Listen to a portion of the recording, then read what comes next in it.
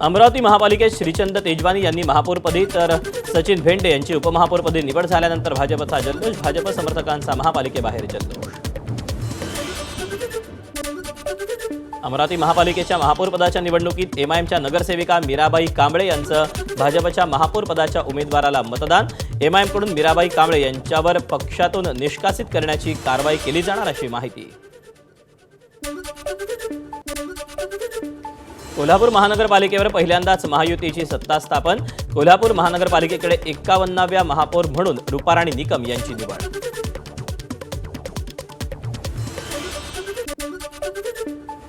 कोल्हापूर महापालिकेच्या उपमहापौरपदी अक्षय जरग यांची निवड। शिवसेनेला जनसुराज्य पक्षाच्या अक्षय जरग यांनी पाठिंबा दिलाय। सोलापूर महापालिकेसाठी भाजपचा महापौर आणि उपमहापौर ठरला। महापौर पदासाठी विनायक कोंड्याल तर उपमहापौर पदासाठी ज्ञानेश्वरी देवकर यांची बिनविरोध निवड। एमआयएमचे उमेदवार तौफिक हत्तुरे यांनी अर्ज मागे घेतल्यानं निवडणूक बिनविरोध।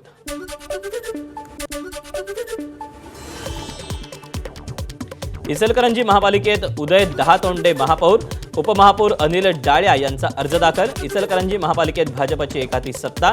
चंद्रकांत पाटील यांनी केली महापौर आणि उपमहापौर पदाच्या नावाची घोषणा। नागपूर महानगरपालिकेच्या महापौरपदी नीता ठाकरे तर उपमहापौरपदी लीला हातीबेड यांची निवड। दोघांनी 104 मतं मिळवल्यानं महायुतीचं वर्चस्व कायम।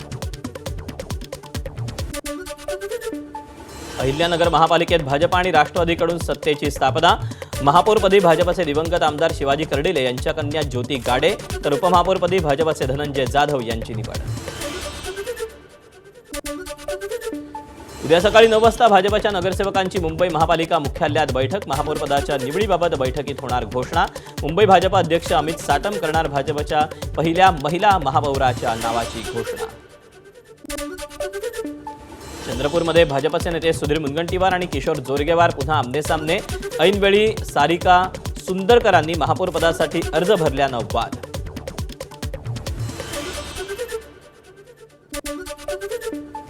चंद्रपुरात कुणालाही स्पष्ट बहुमत नाही, त्यामुळे सर्व पक्ष आपल्या महापौराच्या निवडीसाठी त्यांनी प्रयत्न करत आहेत। आता सर्व काही नगरसेवकांवर अवलंबून।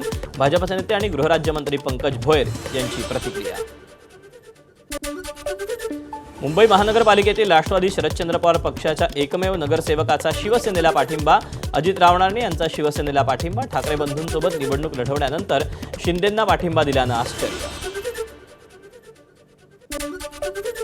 जळगाव महापालिकेत महायुतीची एकाती सत्ता। महापौरपदासाठी भाजपचे दीपमाला काळे तर उपमहापौरपदासाठी शिवसेनेच्या मनोज चौधरींची बिनविरोध निवड। धुळ्यात भाजपची सत्ता। धुळे महापालिकेच्या महापौरपदी मायादेवी परदेशी यांची तर उपमहापौरपदी ज्योत्स्ना पाटील यांची एकमतानं निवड। नाशिक महापालिकेत अखेर भाजप आणि शिवसेनेचं ठरलं। भाजपच्या हिमगौरी आडके महापौरपदी तर शिवसेनेचे विलास शिंदे यांची उपमहापौरपदी निवड। तर नवनिर्वाचित महापौर आणि उपमहापौर यांचा पुष्पगुच्छ देऊन स्वागत।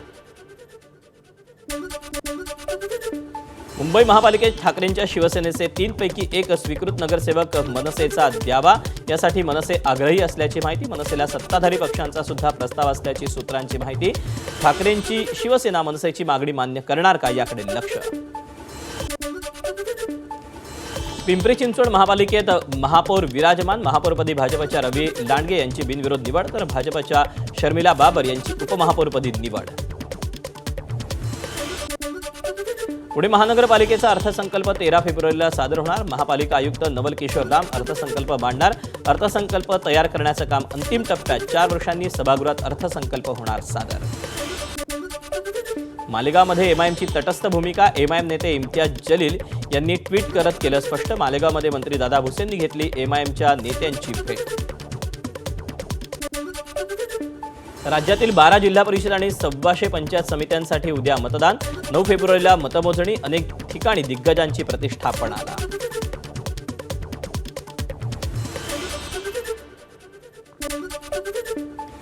अलिबागमध्ये मुख्य निवडणूक आयुक्तांची मतदान केंद्रांना भेट। झिराड, वरसोली आणि सेंट मेरी हायस्कूलमध्ये मतदान केंद्रासह नेहुडी इथे स्ट्रॉंग रूम आणि साहित्य वितरण केंद्राचा आयुक्तांकडून आढावा।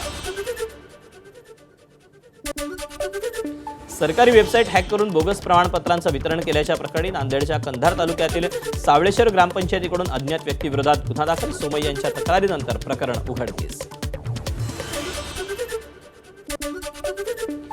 राष्ट्रवादी शरद पवार पक्षाचे आमदार जितेंद्र आव्हाड यांनी उपमुख्यमंत्री शिंदेंची भेट घेतली. भेटीचं कारण स्पष्ट.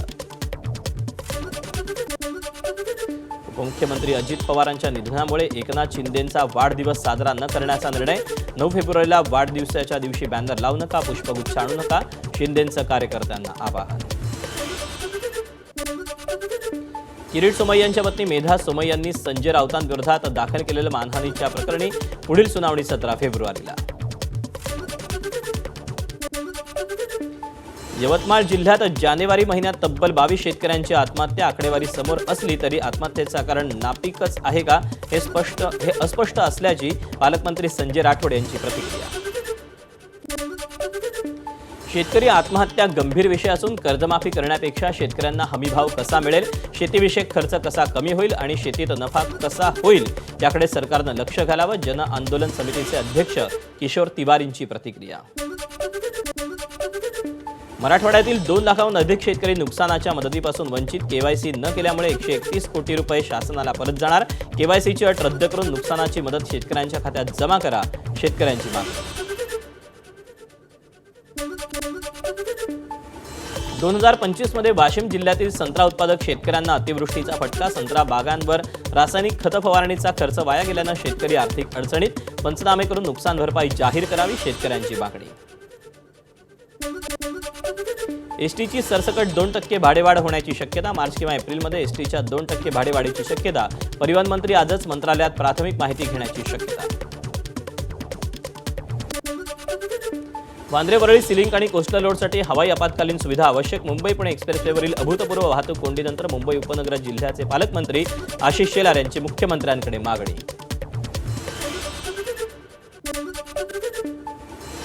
नंदुरबार आरटीओची वर्षभरात मोठी कारवाई. 10,000पेक्षा अधिक वाहनांवर दंड. नियमभंग करणाऱ्या वाहनांकडून 6.5 कोटी रुपयांची वसुली. पथकांच्या कारवाईमुळे परिवहन विभागात महसुलात मोठी वाढ. वर्ध्याच्या देवळीतील भिडी गावात अतिक्रमण कारवाईमुळे व्यावसायिक बेरोजगार झाल्याचा आरोप. व्यावसायिकांनी जिल्हाधिकाऱ्यांना दिलं निवेदन. कोणतीही पूर्वसूचना न देता कारवाई करण्यात आल्याची तक्रार. मुंबईच्या झू परिसरात एका घरातून जिवंत मगर जप्त. गोपनीय माहितीच्या आधारे प्राणी मित्राची मदत घेऊन मगरीला पकडण्यात आलं. मगरीसह इंडियन स्पॉटेड कासव देखील जप्त.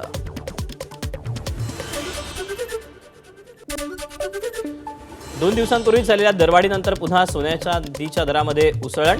सोन्याचा दर प्रतितोळा 1,59,000वरून 1,53,000वर, तर चांदीचा दर 2,85,000वरून 2,60,000. भारताच्या वाईन निर्यातीत 80% वाढ, तर देशातील वाईन निर्यातीत महाराष्ट्राचा 90% वाटा. लोकसभेत केंद्रीय वाणिज्य मंत्रालयाची माहिती.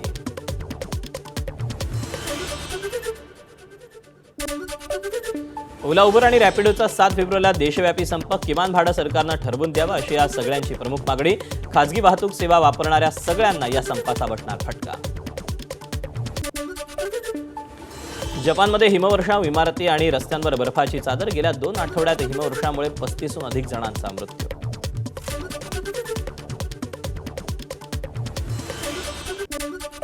बर्लिनमध्ये थंडी आणि हिमवृष्टीमुळे उड्डाणं थांबवण्यात आली. बर्लिन विमानतळावर प्रवासी अडकले होते. खराब हवामानामुळे अनेक विमानांची उड्डाणं रद्द.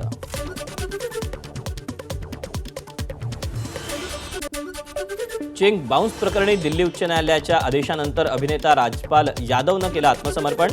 राजपाल यादव यांनी आता पत्ता लापता हा चित्रपट बनवण्यासाठी एका खासगी कंपनीकडून 5 कोटी रुपयांचं कर्ज घेतलं होतं. या प्रकरणातील चेक बाउन्स झाले होते. देवखेड वेब सिरीजच्या दिग्दर्शकांना मागितली गुहागरवासियांची माफी. अडूर येथील मंदिरात ग्रामस्थांसमोर माफीनामा. देवखेडच्या माध्यमातून शंकासुराला बदनाम करण्यात आल्याचा आरोप करण्यात येत होता.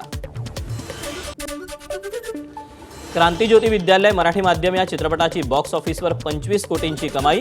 घवघवीत यशानंतर आता क्रांतिज्योती विद्यालय मराठी माध्यम 2ची अधिकृत घोषणा. सुपरहिट झिम्मा फ्रँचायझीचा पुढचा भाग झिम्मा 3 देखील येणार प्रेक्षकांच्या भेटीला. चौथ्या आठवड्यात अनेक सदस्यांनी नियम मोडल्यानं बिग बॉसचा मोठा निर्णय. आता एकापेक्षा जास्त सदस्य घराबाहेर जातील असं बिग बॉस यांनी म्हटलं. त्यामुळे या आठवड्यात 2 सदस्यांचा प्रवास संपणार अशा चर्चांना सोशल मीडियात उधाण.